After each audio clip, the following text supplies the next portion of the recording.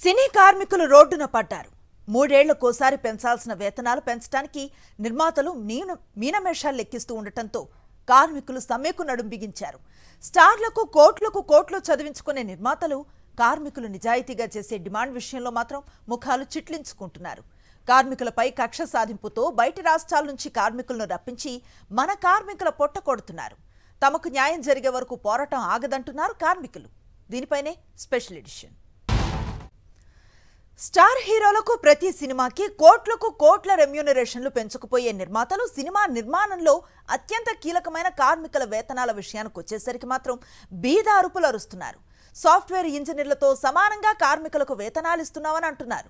అయితే కార్మికులు మాత్రం మూడేళ్లకోసారి పెంచాల్సి ఉన్న దినసరి వేతనాలను పెంచమంటే నిర్మాతలు నానా యాగి చేస్తున్నారని మండిపడుతున్నారు. అందుకే తాము సమ్మె బాట పట్టాల్సి వచ్చిందన్నారు.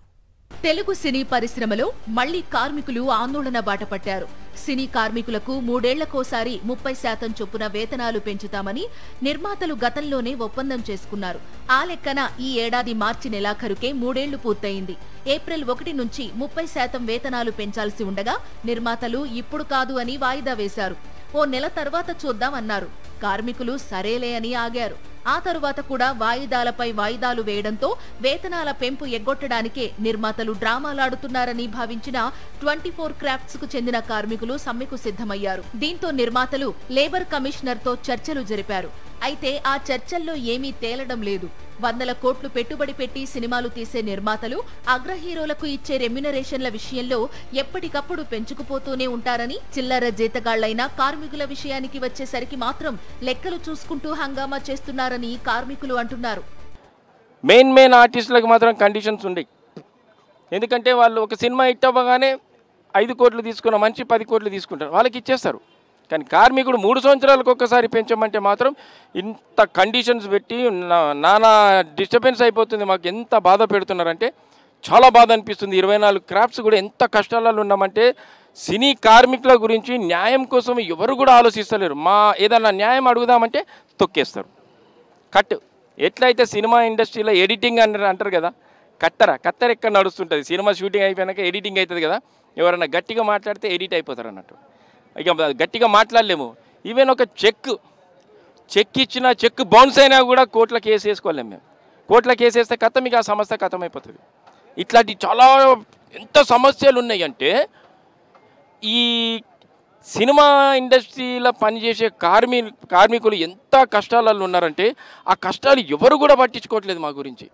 3 ఏళ్ల క్రితం చేసుకున్న ఒప్పందం ప్రకారం జీతాలు పెంచండి మహాప్రభు అని అడిగితే ప్రపంచంలో ఎక్కడ లేని షరతులు విధిస్తున్నారని కార్మికులు నిర్మాతలపై మండిపడుతున్నారు. వేతనాలు పెంచడం ఇష్టం లేకనే కొత్త నాటకానికి తెరలేపుతున్నారని వారు ఆరోపిస్తున్నారు. ప్రతి 3 సంవత్సరాలకి మనకి 30% పెరుగుతుంది కదండి. ఆ 30% పెంచమంటే లేనిపోని కండిషన్లు కొత్త కండిషన్లు పెట్టారు. పొద్దున 4 గంటల నుంచి సాయంత్రం 4 గంటల వరకు అని, పొద్దున 5 గంటలు 4 గంటల కాల్ షీట్ పెట్టారంటే ఏ హీరో అయినా కానీ ఏ ఆర్టిస్ట్ అయినా పొద్దున 4 గంటలకు వస్తారా? లేనిపోని ఇవన్నీ ఎందుకంటే పెంచే ఆలోచన లేక, పెంచే ఉద్దేశం లేకుండా ఏవేవో రూల్స్ పెడుతున్నారు. మళ్ళీ సండే రోజులు ఇంతకుముందు 1.5 to డబుల్ కాల్ షీట్లు ఇచ్చేవారు. ఇప్పుడు ఏమంటున్నారంటే సండే కానీ లేదంటే ఏదైనా ఫెస్టివల్ డేస్ కానీ అలాంటప్పుడు సింగిల్ కాల్ షీట్ ఇస్తాం అని చెప్తున్నారు. అలాంటప్పుడు మేము చేయడం కూడా వేస్ట్ కదా. ఇప్పుడు వారమంతా పిల్లలు స్కూల్కి వెళ్ళిపోతుంటారు, మేము పనిలోకి వెళ్ళిపోతాం. ఆదివారం ఒక్కరోజైనా రెస్ట్ ఉంటే పిల్లలతో మేమంతా సరదాగా గడుపుకోవచ్చు. అలాగే పండగ అనేది సంవత్సరానికి ఒకరోజు వస్తుంది. ఆ ఒక్కరోజు కూడా మేము చుట్టాలు బంధువులతో అందరితో కలిసి మంచి సంతోషంగా ఉండాలనుకుంటాము. ఆ రోజు పనికి వెళ్తే సింగిల్ ఇస్తామంటే పోనీ డబ్బులు ఏది ఇస్తామంటే కొంచెం డబ్బులు వస్తాయని ఎవరైనా ఆశపడి వెళ్తారు. కానీ లేనిపోని కండిషన్లు ఇవన్నీ జరిగేవి కాదు.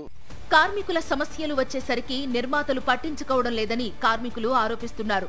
కార్మికులకు నిర్మాతలు చేసుకున్న ఒప్పందం ప్రకారం వేతనాలు పెంచాల్సి వచ్చినప్పుడు మాత్రమే నిర్మాతలకు ఇబ్బందులు గుర్తుకు వస్తాయని, సినిమా బడ్జెట్ గురించి లెక్కలు చెబుతారని వారు అంటున్నారు. కార్మికులకు ఇచ్చే వేతనాలు సినిమా బడ్జెట్ పై పెద్దగా ప్రభావం ఏమీ చూపదని వారంటున్నారు. వేతనాలు పెంచమన్నప్పుడు ఎప్పుడు కూడా మాట్లాడితే పరిష్కారం అయ్యేది. ఇప్పుడు కూడా చెప్తున్నాను నేను. గతంలో మీరు చెప్పిన విధంగా కూర్చొని మాట్లాడి సమస్య లేకుండా చిన్న నిర్మాతకి పెద్ద నిర్మాతకి వ్యత్యాసం కొంచెం చిన్న నిర్మాత కూడా అందుబాటులో ఉంచుకునే విధంగా కూర్చొని మాట్లాడి ఆ యొక్క వేతనాలు పెంచే ప్రక్రియ ఈజీగా చేయొచ్చు. అటువంటిది చేయలేదని మా భావన. వాళ్ళు కావాలని మాత్రమే దాన్ని పెద్దగా చేసి ఇష్యూ పెద్దగా చేసి ఏదో కార్మికులను అడ్డం పెట్టుకుని వారి మనసుల్లో ఏదో ఉంది, వారి బడ్జెట్లు పెరుగుతున్నాయి కదా ఉద్దేశంతో ఆ బడ్జెట్లు కట్టడి చేసుకోవడానికి వారు డైరెక్ట్ గా ఎవరితో మాట్లాడలేక మా మీద చూపిస్తున్నారని మేము భావిస్తున్నాం తప్ప మా కార్మికులకి వాళ్ళ వేతనాలు పెంచడంలో ఎటువంటిది వారికి బడ్జెట్ పెరగదు, వారికి ఏవి వ్యత్యాసం రాదు. ఎందుకంటే మా కష్టం ఎప్పుడైనా సరే సినిమాకి మీకు తెలుసు 100 రోజులు షూటింగ్ ఉంటే 100 రోజులు మాత్రమే ఉంటుంది తప్ప మాకేం బడ్జెట్ ఎక్కువ ఇవ్వరు తక్కువ ఇవ్వరు. మేము ఎంత పని చేస్తే అంతే ఇస్తారు. మా 30% పెంచామంటే 100కి 30 రూపాయలు పెరిగిద్దే తప్ప మరి వేరే వ్యత్యాసం ఎక్కడా రాదు. కానీ మా కార్మికులకి మరి ఎందుకు అలా ఆలోచిస్తున్నారో మాకు అర్థం కావట్లేదు. ఏది ఏమైనా కార్మికుల పక్షాన 24 యూనియన్లు పనిచేసి ప్రత్యక్షంగా అందరూ కూడా స్ట్రాంగ్ గా ఉన్నామండి. సినిమా ఇండస్ట్రీలో కార్మికులందరూ ఏకపక్షంగానే ఉంటాం. చిత్ర నిర్మాణంలో అనవసరమైన ఖర్చులపై దృష్టి సారించే నిర్మాతలు కేవలం అహోరాత్రులు శ్రమించే కార్మికులకిచ్చే వేతనాల విషయంలోనే ఎక్కువగా ఆలోచించడంలో అర్థం లేదంటున్నారు కార్మిక సంఘాల నేతలు. సినిమాల నిర్మాణ వ్యయాన్ని ఇష్టానుసారం పెంచుకుంటూ పోతున్నది నిర్మాతలే అంటున్నారు విశ్లేషకులు. అవసరం లేకపోయినా ఒక పాట చిత్రీకరణ కోసం విదేశాలకు వెళ్లి కోట్లు ఖర్చు చేసే నిర్మాతలు కార్మికుల విషయానికి వచ్చేసరికి పొదుపు మంత్రం జపిస్తూ ఉంటారని కార్మికులు ఆరోపిస్తున్నారు. అవసరం లేకపోయినా హీరోలకు వారి స్థాయికి మించి రెమ్యూనరేషన్ కట్టపెట్టడం వల్లే నిర్మాతలు నష్టపోతున్నారు తప్ప కార్మికులకి ఇచ్చే వేతనాల వల్ల కాదని వారు వివరిస్తున్నారు. టాలీవుడ్ లో అగ్ర హీరోల రెమ్యునరేషన్ దక్షిణాదిలోనే ఎక్కడా లేనంతగా ఉంటోంది. కొందరికైతే పాన్ ఇండియా మూవీ పేరుతో బాలీవుడ్ తో సమానంగా ఇస్తున్నారు. వరుసగా కొందరు స్టార్ల సినిమాలు ఫట్ అంటోన్నా 50 కోట్లకు తక్కువ కాకుండా సినిమాకు రెమ్యునరేషన్ ఇచ్చుకుంటున్నారు.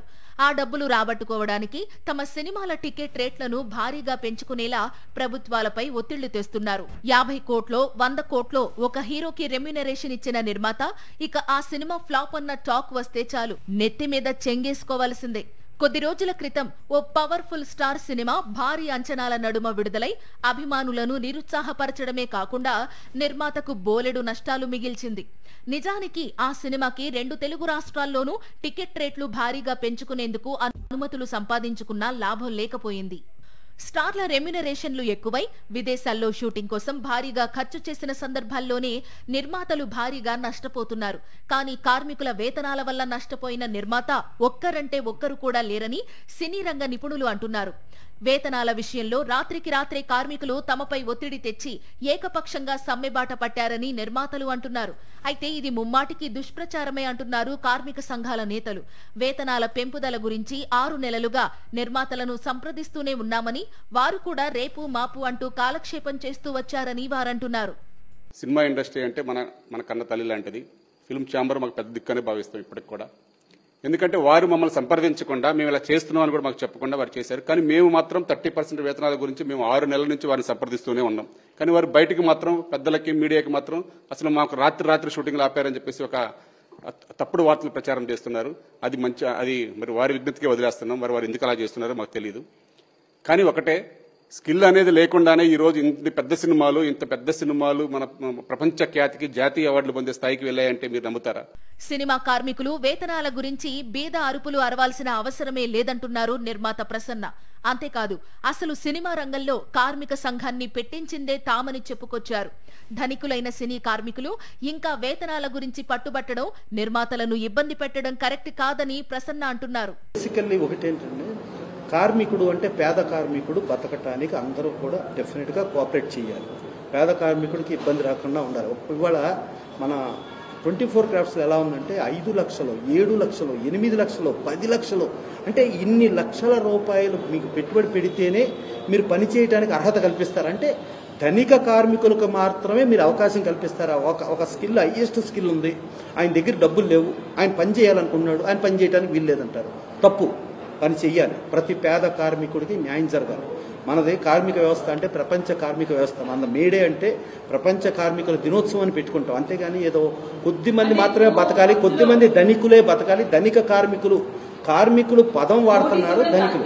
లేబర్ కమిషన్ చెప్పేదానికన్నా కూడా తాము చాలా ఎక్కువ వేతనాలు చెల్లిస్తున్నామంటోన్న ప్రసన్న, సాఫ్ట్వేర్ ఉద్యోగులతో సమానంగా తాము వేతనాలిస్తూ చక్కగా భోజనాలు, టిఫిన్లు పెడుతున్నామంటున్నారు.